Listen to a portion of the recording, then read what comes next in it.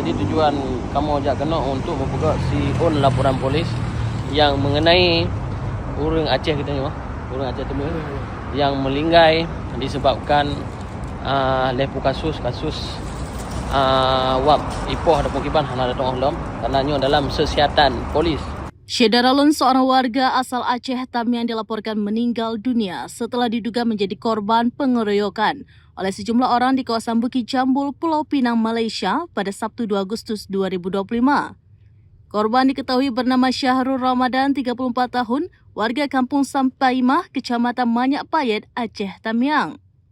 Ketua Grup Sabena Komuniti Aceh Malaysia, Bospon, pada Minggu 3 Agustus 2025 mengatakan, menurut informasi yang diterima dari pihak kepolisian Malaysia, kejadian bermula saat korban menggoyang-goyangkan pagar rumah seseorang dan merusak kaca mobil.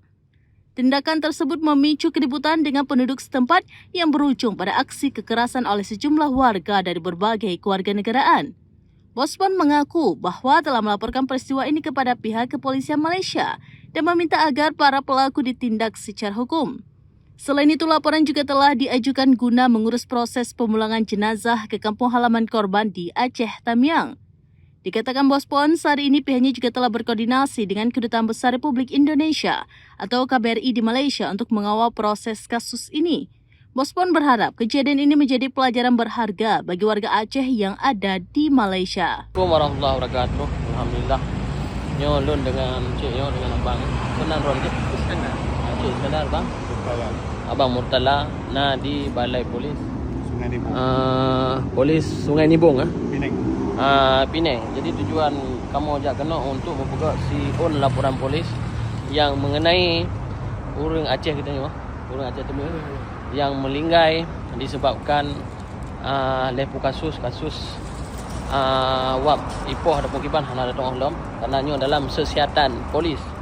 Jadi tujuan kamu pegat laporannya yang pertama, tujuan untuk tak pegat tuntutan jenazah, bujuk puau kampung ataupun bujuk tapkebir. Yang kedua, untuk tindakan selanjutnya yang menyona kasus kekerasan ataupun kasus jenayah. Jadi pihak polis akan dicok tindakan mengikut undang-undang yang ada di Malaysia. Jadi kasusnya kamu akan meserahkan pada pihak polis dan juga pihak kedutaan untuk tindakan selanjutnya.